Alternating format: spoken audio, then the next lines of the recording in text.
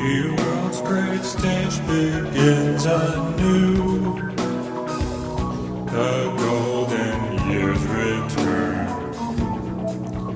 The earth doth like a snake renew her winter weeds outworn. Heaven smiles and faiths and empires gleam like wrecks of a dissolving dream. A brighter Hellas rears its mountains from waves serener far. A new Penas rolls its fountains against the morning star, where fairytons bloom their sleep, young cyclads on a sunnier deep. A loftier Argon cleaves the main, fraught with a later prize. Another Orpheus sings again, and loves and weeps and dies. A new Ulysses leaves once more Calypso for his native shore. Oh, write no more the tale of Troy, if earth death's scroll must be, nor mix with lay and rich the joy which dawns upon the free. Although a settler speaks renewed, riddles of death the bees never knew. Another Athens shall arise, and to remoter time bequeath like sunset to the skies the splendor of its prime, and leave, if not so bright, may live. All earth can take or heaven can give. Saturn and love their long repose shall burst more bright and good than all who fell and one who burst, and many unsent dew, not gold, not blood, their outer dowers of votive tears and simple flowers. Though cease must hate and death return, cease must men kill and die, cease strain not to its dregs they burn, a bitter prophesy. The world is weary of the past, oh, might it die or rest at last. Ariel to Miranda, take this slave of music for the sake of him who is the slave of thee, and teach it all the harmony in which thou canst stand. Only thou make the delighted spirit glow, till joy denies itself again, and to intenses turn to pain. For by permission and command of thine own Prince Ferdinand, for Ariel sends this silent token of more than can ever be spoken. Your guardian spirit, Ariel, who from life to life must still pursue your happiness, for the seldom can Ariel ever find his own road prosperous enchanted self, as the mighty verses his tail to the throne of Naples. He lit you over the trackless sea, flitting on your prow before like a living meteor. When you die, the silent moon in your interlunar swoon is not sadder in herself than deserted Ariel. When you live again on earth, like an unseen star of birth, Ariel guides you over the sea of life from your nativity. Many changes have been run since Ferdinand and you begun your course of love, and Ariel still has tracked your steps and served your will. Now in humbler, happier lot, this is all remembered not. And now, alas, the poor sprite is imprisoned for some fault of his. In a body like a grave, from you he only dares to crave for his service and his sorrow. A smile today, a song tomorrow.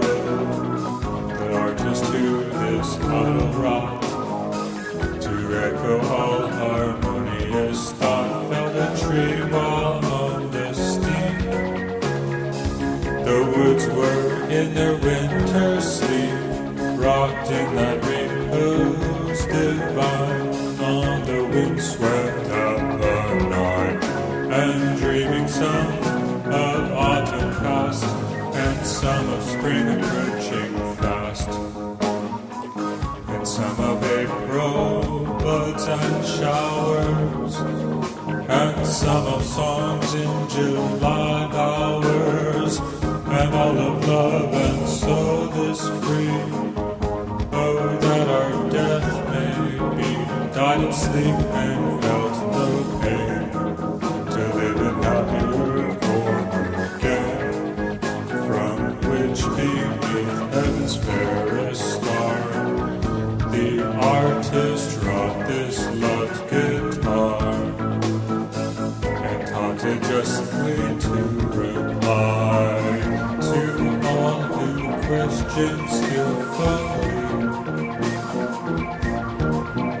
in language gentle as thou own, whispering in a downer tone, sweet oracles of woods and dells, and summer winds and sylvan cells, for it had learned all harmonies of the plains and of the skies, of the forest and the mountains, and the many voiced fountains, the clearest echoes of the hills, the softest notes of falling rills, the melodies of birds and bees, the murmuring of summer seas, and pattering rain and breathing dew, and airs of evening and it knew the seldom heard mysterious sound,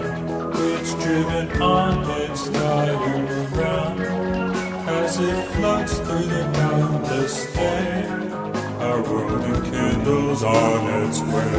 All this knows, but it will not tell to those who cannot question well the spirit that inhabits it. It talks according to the will of its companions, and no more is heard than has been felt before by those who tempted to betray these secrets of an elder day.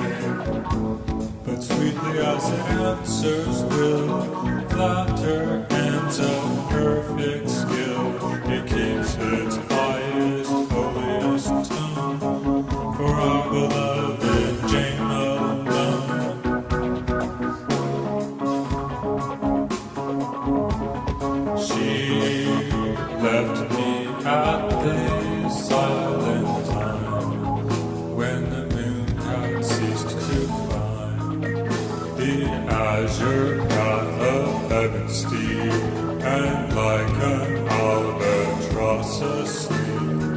balanced on her wings of light, hovered in the purple night, ere she sought her ocean nest in the chambers of the west.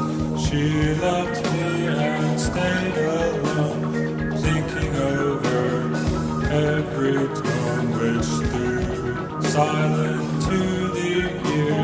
The enchanted heart could hear like notes which die when born, but still haunt the echoes of the hill. And feeling ever, oh too much, the soft vibration of her touch, as if her gentle hand even now lightly trembled on my brow, and thus alone she absent were.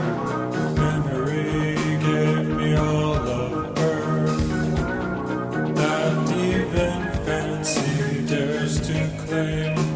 Her presence had made weak and tame all passions I have lived alone. In the time which is our own, the past and future were forgot, as they had been and would be not. But soon the ardent guardian angel gone, my Damon reassumed his throne. In my faint heart I dared not speak, my thoughts had thus disturbed and weak. I sat and saw the vessels glide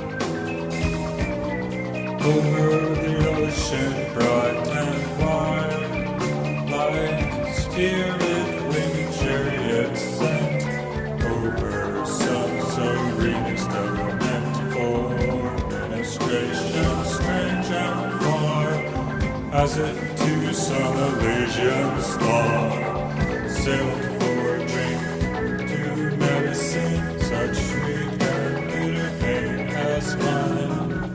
And the wind that winged their flight from the land came fresh and light, and the scent of winged flowers and the coolness of the hours of dew, and sweet warmth left by day were scattered over the twinkling bay. And the fisher with his lamp and spear about the low rock stem crept and struck the fish which came to worship the delusive flame. Too happy they whose pleasure sought extinguishes all sense and want of the regret that pleasure leaves, destroying life alone, not peace.